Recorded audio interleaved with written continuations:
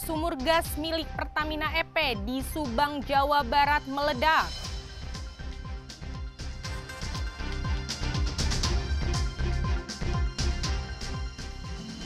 Pemerintah Kabupaten Garut temukan belasan ribu anak putus sekolah.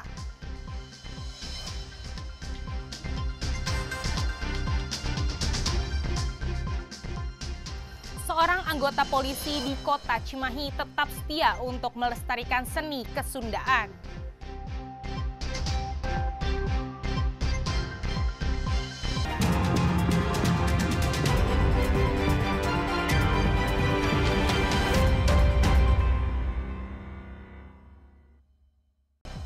Sumur gas milik Pertamina EP di Subang, Jawa Barat meledak Selasa sekitar pukul 4.20 waktu Indonesia Barat.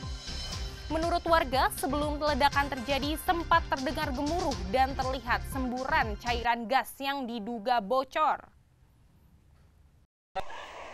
Allahu Akbar. Allahu Akbar. Allahu Akbar. Allahu Akbar. Dari video amatir yang direkam warga, seperti inilah kepanikan warga kampung Babakan Cidahu, Desa Cidahu, Kecamatan Pagaden Barat, Subang, ketika sumur gas milik Pertamina EP di Subang meledak.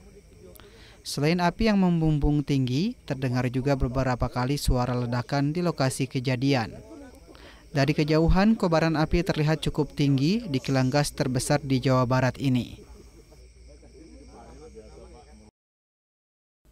Sementara dari video drone milik petugas, pemadam dilakukan di titik sumber api.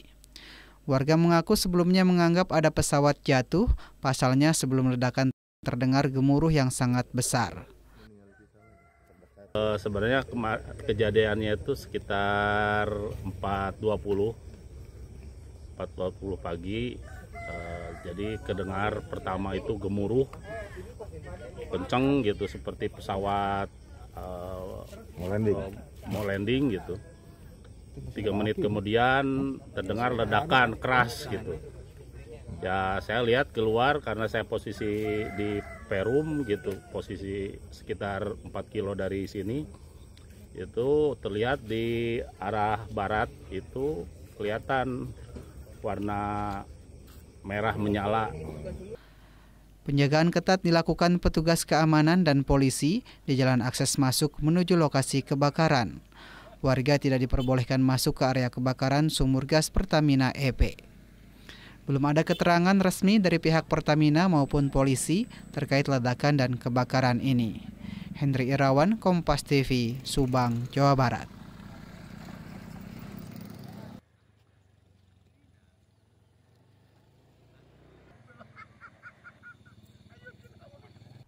Polres Subang memastikan kebakaran dampak dari ledakan pipa gas Pertamina di Pertamina SP Subang sudah padam. Dalam insiden itu, 2 orang pegawai Pertamina terluka.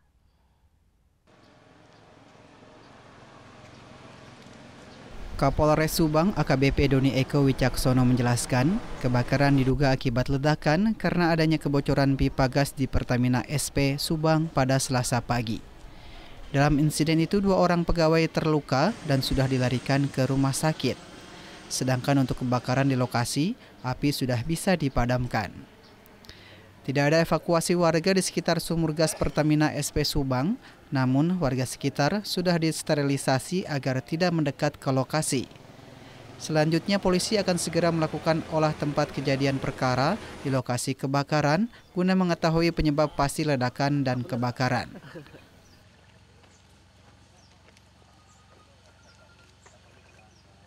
Kejadian meledaknya pipa gas di lokasi EP Pertamina EP Regional 2 Zona 7 Field Subang. Ya, kurang lebih tadi pukul 04.20 WIB. Ya, telah terjadi kebocoran gas yang mengakibatkan ledakan.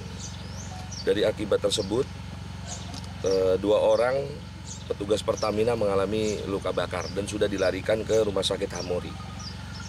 Selanjutnya seluruh aktivitas di dalam Pertamina sendiri sudah diberhentikan.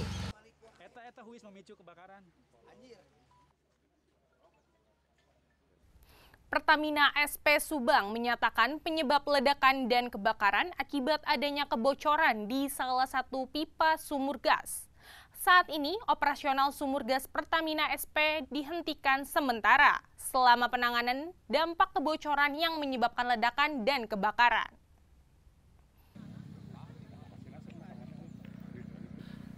Kebakaran di sumur gas Pertamina SP Subang sudah dapat dipadamkan pada Selasa pagi.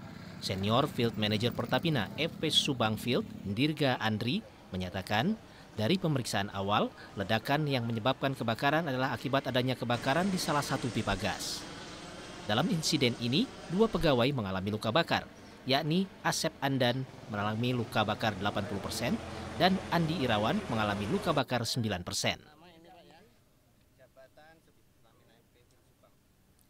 Kalau saya bayangkan ya Pak ya, kita itu punya mobil gitu kan, atau motor gitu yang ada bannya. Kadang waktu dari rumah kita jalan gitu, tiba-tiba di jalan bannya bocor. Nah, kejadiannya kurang lebih seperti itu. Jadi selama ini kami sudah melakukan perawatan agar pipa-pipa yang ada di kami itu bisa beroperasi dengan baik. Namun qadarullah ada kebocoran yang istilahnya tidak bisa kami ketahui sebelumnya, kurang lebih seperti itu Pak. Saat ini, operasional sumur gas Pertamina SP dihentikan sementara selama penanganan dampak kebocoran yang menyebabkan ledakan dan kebakaran. Akibatnya, pasokan gas melalui jaringan untuk 9.000 sambungan di 4 desa di sekitar sumur gas dipastikan terganggu. Selain itu, Pertamina juga akan memberikan ganti rugi atau kompensasi terhadap warga yang terdampak ledakan kebocoran gas.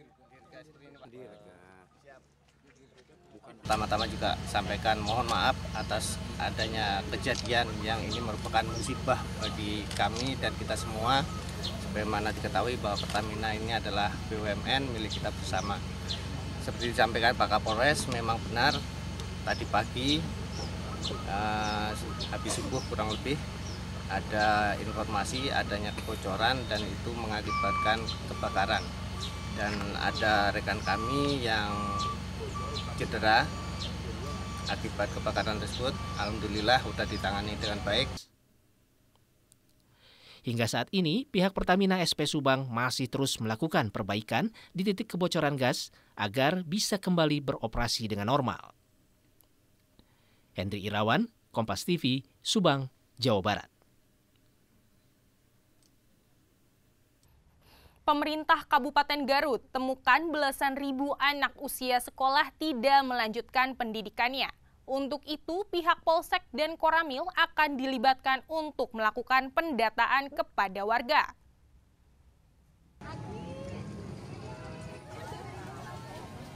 Berdasarkan data dari Pusdatin atau Pusat Data dan Teknologi Informasi, ditemukan sedikitnya 11.000 anak usia sekolah yang tersebar di 42 kecamatan di Garut, Jawa Barat tidak melanjutkan pendidikannya. Terkait data tersebut, pemerintah Kabupaten Garut akan melakukan verifikasi data untuk mencari solusi agar anak-anak ini bisa kembali bersekolah. Terlebih data tersebut termasuk siswa yang putus sekolah atau drop out di tengah jalan dan siswa yang lulus dari satu jenjang pendidikan akan tetapi tidak melanjutkan ke jenjang berikutnya seperti dari SD ke SMP atau dari SMP ke SMA atau sederajat. Untuk itu pihak pemerintah Kabupaten Garut akan melibatkan Polsek dan Koramil untuk terlibat dalam pendataan pada warga untuk menemukan adanya anak yang putus sekolah. Untuk mengecek mengenai ATS, anak tidak sekolah, ya, juga anak yang drop out. Itu datanya ada, tapi tidak sebanyak itu. Nanti kita verifikasi. Saya lupa lagi detailnya. Itu bisa tanyakan ke PLT. Ditelusuri ya Pak, ini BPPT Jabar ini dapat data dari mana gitu? Nah kalau kita kan ngecek di Dapodik.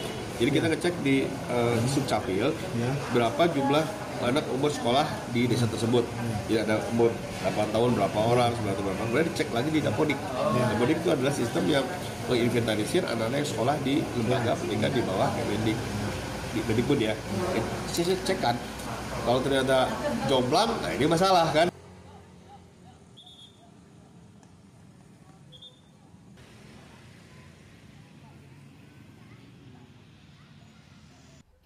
Seorang anggota polisi di Kota Cimahi tetap setia untuk melestarikan seni Kesundaan. Informasinya akan hadir selengkapnya usai jeda.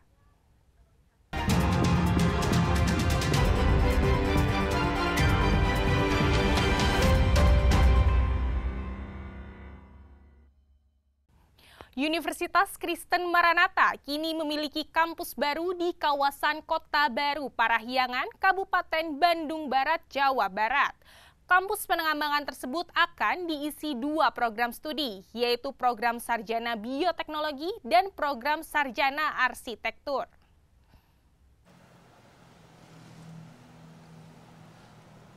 Peresmian dan serah terima kampus dari Yayasan ke Perguruan Tinggi Kristen Maranatha dilakukan hari Senin siang 4 Agustus 2025. Kegiatan tersebut dihadiri secara langsung oleh Wali Kota Bandung, Muhammad Farhan, dan Wakil Bupati Kabupaten Bandung Barat, Asep Ismail. Ketua Umum Yayasan Perguruan Tinggi Kristen Maranatha, Oryes Petrus Mudak, mengatakan pihaknya secara resmi telah menyerahkan bangunan kampus kepada Universitas Kristen Maranatha untuk dipergunakan dalam memberikan pelayanan pendidikan. Oryes menambahkan, keberadaan kampus Universitas Maranatha di Kabupaten Bandung Barat ini dapat memberikan manfaat bagi masyarakat dan banyak mahasiswa yang berkuliah di kampus tersebut. Bapak Ketua Tim Pembangunan, Bapak Insinyur Arif Suryanto. Hari ini kita menyerahkan bangunan ini, nanti spek bangunannya Pak Arif akan jelaskan. Tapi ini kita serahkan kepada Rektor Universitas Kristen Maranatha untuk difungsikan. Dan kalau izinnya nanti sudah dari LDP semua lengkap, mulai tahun akademis ini nanti, bulan September ini bisa dijalankan. Nanti prodi apa saja, ini sudah ada 2 dekan di sini yang hadir. Nanti lebih detailnya oleh beliau jelaskan. Jadi dari yayasan kami ucapkan selamat, memanfaatkan dengan baik, kiranya ini bisa menjadi berkat buat banyak orang. Sementara itu, Rektor Universitas Kristen Maranatha, Profesor Insinyur Frans Umbudata menjelaskan, 2 jurusan yang ada di kampus pengembangan Universitas Kristen Maranatha Kota Baru Parahyangan ini, yakni Arsitektur dan Bioteknologi. Ia menegaskan orientasi Universitas Kristen Maranatha adalah menghasilkan inovasi. Pada hari ini menyerahkan bangunan yang megah ini, yang sebenarnya kalau bangunan megah seperti ini kalau dikatakan seperti di daerah-daerah, ini layaknya sudah lebih dari 1 program studi, lebih dari beberapa fakultas. Tapi di sini ini 2 prodi ini berada di bawah 2 fakultas. Program studi bioteknologi berada di bawah Fakultas Kedokteran. Bangunan dan fasilitas di gedung kampus pengembangan Kota Baru Parahyangan ini sudah siap untuk digunakan dan menerima calon mahasiswa.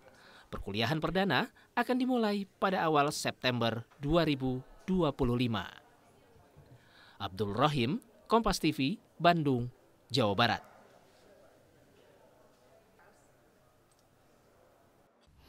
Seorang anggota polisi di Kota Cimahi tetap setia untuk melestarikan seni Kesundaan.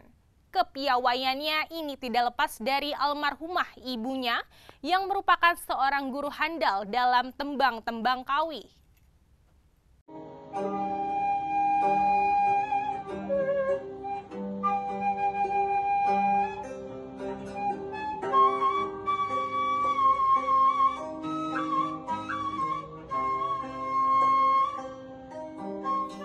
Meski berseragam dan bertugas menjadi abdi negara, jiwa seni anggota Polres Cimahi, Aibda Mepi, tak pernah padam.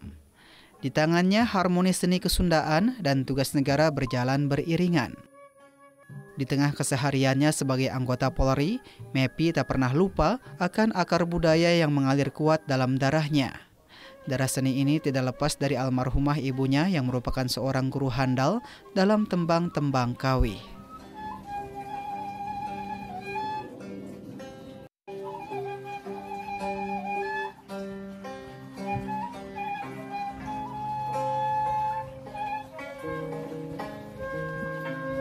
Awal mulanya senang seni Sunda itu dikarenakan dulu almarhum ibu karena kepala sekolah di salah satu sekolah dasar di Cimahi. Memang beliau sebagai salah satu, kalau dibilang senang melestarikan seni Sunda. Beliau disebut alat seni kecapi suling, dan beliau memang sering mendengarkan kalau pas lagi kecil, sering ngedengerin lagu-lagu kawih kembang Sunda. Kebetulan saya ikut ngarojong lah, atau ikut mendukung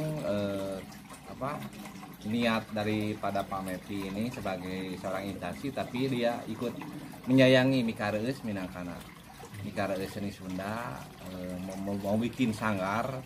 Ya mungkin di sini nanti ada pelatihan juga, pelatihan kepresidenan ada, termasuk yang buat yang pengen belajar alat kecapi atau suling, mungkin bisa di sini pelajari dasar-dasarnya. Kini Mepi pun sedang membangun sebuah sanggar seni yang ia namai Wirahma Sekarsari.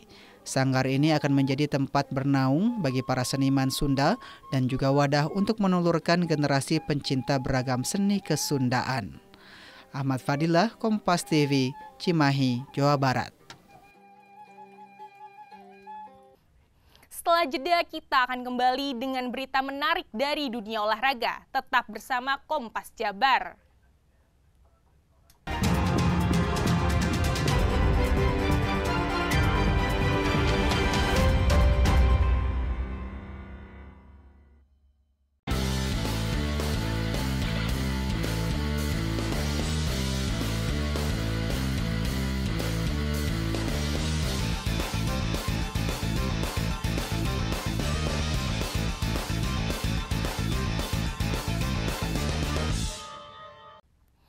Kemenangan besar Barcelona kembali tercipta di Tur Pramusim 2025. Menghadapi tim Korea Selatan Daegu FC, Barca menang 5 gol tanpa balas. Di laga uji coba lainnya, Bayern Munchen menang tipis atas tamunya Olympique Lyon 2-1. Di laga ini, pemain anyar Luis Diaz menjalani debutnya.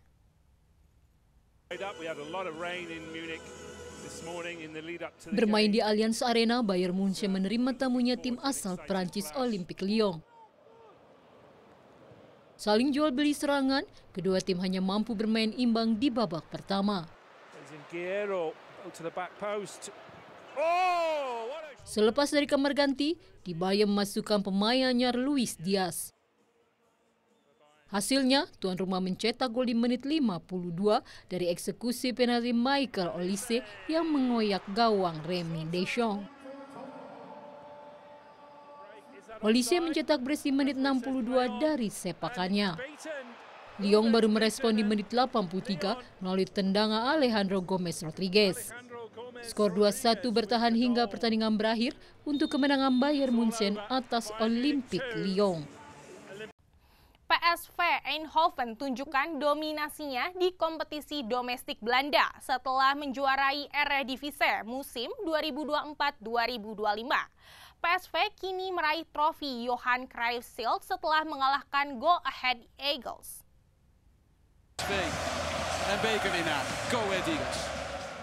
Juara Eredivisie 2024-2025, PSV Eindhoven berjumpa juara KNVB Cup musim lalu Go Ahead Eagles di Johan Cruyff Shield 2025 di Stadion Philips.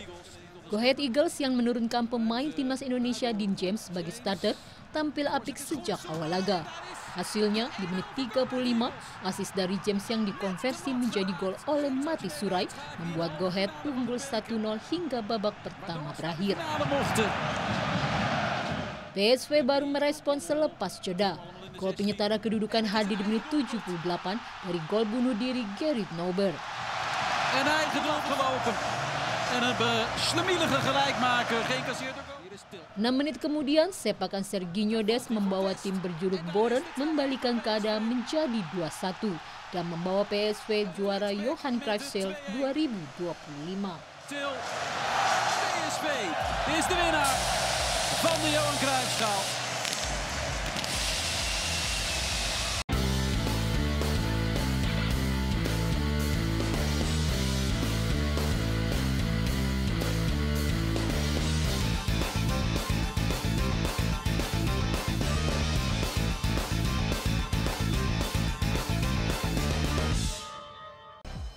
Saudara, dengan berakhirnya informasi tadi sekaligus mengakhiri Kompas Jabar episode hari ini. Saya Dinda Farah beserta kru yang bertugas mengucapkan terima kasih dan sampai jumpa.